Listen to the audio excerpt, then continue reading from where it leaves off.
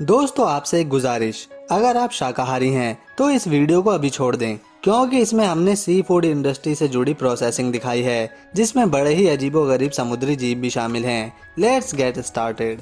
Number 1, octopus.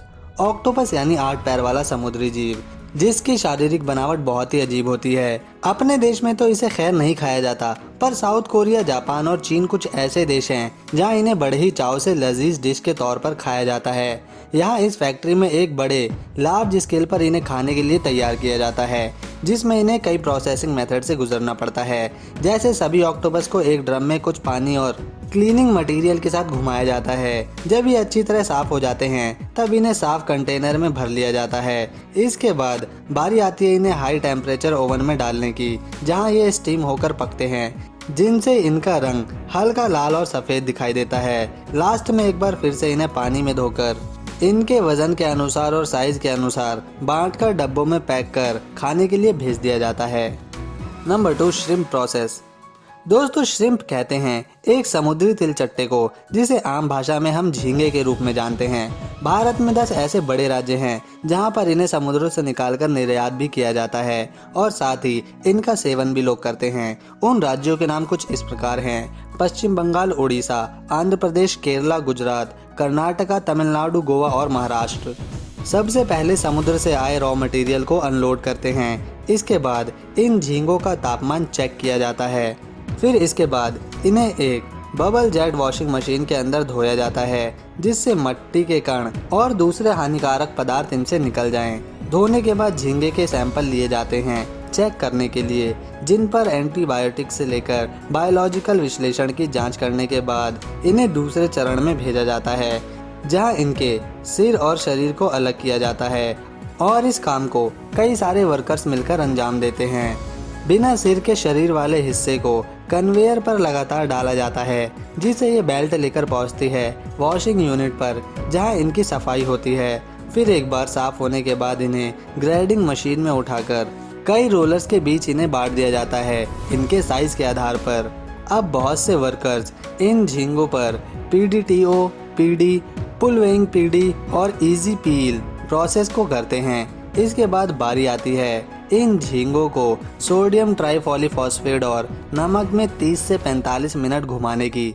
इस प्रक्रिया से झींगों पर अच्छा टेक्सचर, फ्रेशनेस, नमी और स्वाद बढ़ जाता है। इसके बाद इन्हें तुरंत फ्रीज या ब्लॉक फ्रीजिंग के लिए भेज दिया जाता है, जहां पर फ्रीजिंग चेंबर का तापमान लगभग -48 डिग्री होता है और लगभग 7 मिनट तक ये झींगे वहीं रहते हैं। इसके बाद इन्हें टोकरियों में भरकर जमा करने के साथ साथ इनका वजन भी किया जाता है, जहां इलेक्ट्रॉनिक तराजू पर इनका वजन करके पैकेट्स में पैक करके बेचने के लिए मार्केट्स में भेज दिया जाता है। मैरल फिश, ये डच की कंपनी है जो विख्यात है अपनी सी फूड मशीनों को लेकर। इन्हीं के द्वारा बनाई गई है सैल्मन डिहाइडर MS2720 को मछलियों को ऑटोमेटिक तरीके से काटने के लिए डिज़ाइन किया गया। इस मशीन में कई जेट वाटर पाइप हैं जो मछलियों को साफ करने का काम करते हैं। रोलर्स इनकी ऊपरी सतह घिसते हैं और कटर मछलियों के सिर को काटने का अहम काम पूरा करते हैं। इसके रोबोटिक हैंड्स शानदार ढंग से मछली पकड़ के रखते हैं और कटर खास एंगल पर ही चलते हैं, जिससे हर बार कटिंग सटीक रहती है। इस मशीन से एक साथ कई मछलियों पर प्रोसेसिंग करी जा सकती है, साथ ही समय की भी काफ़ी बचत हो जाती है। यह सैल्मन डिहाइडर तब तक मछली को अपने सिस्टम से बाहर नहीं जाने देता जब तक यह सुनिश्चित न कर ले कि हर मछली को करेक्ट तरीके से साफ करके उस पर प्रोसेसिंग करी गई है।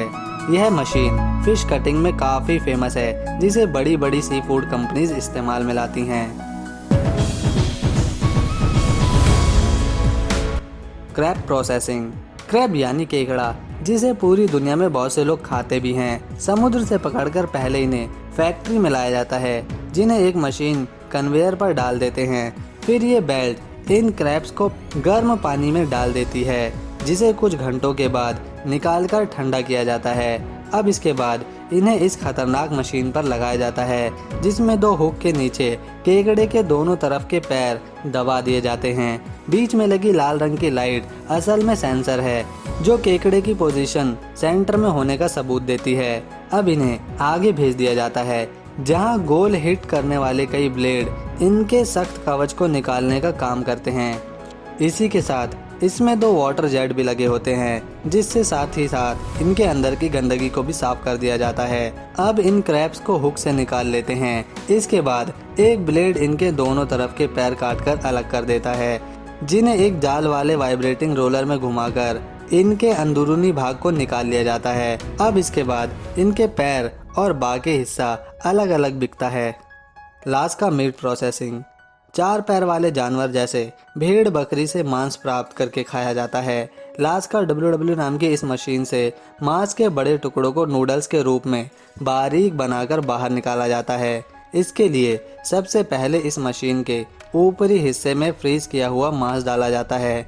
फिर जब इसे ऑन किया जाता है तब इसमें लगे धारदार ब्लेड इसे चटनी की तरह पीस देते हैं और मशीन के बाहर लगे बहुत सारे छेद वाली जाली वाली प्लेट इन्हें नूडल्स के रूप में बाहर निकालती है।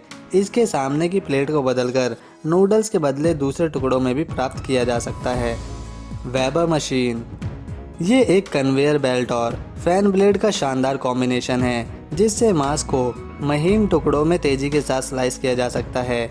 हाँ, बस एक बात ज़रूरी है, वह बोनलेस हो।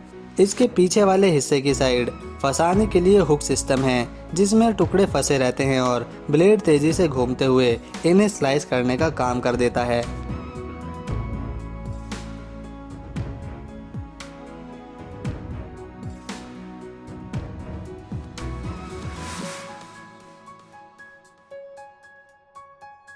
ऐसे ही और शानदार मशीनें देखने के लिए बने रहें हमारे साथ मिनी माइंड HD पर। सब्सक्राइब कर हमें अपना प्यार और सपोर्ट करें, ताकि हम आपको और ऐसी ही मशीनें दिखाते रहें। आज के लिए थैंक्स, मिलते हैं नेक्स्ट वीडियो में।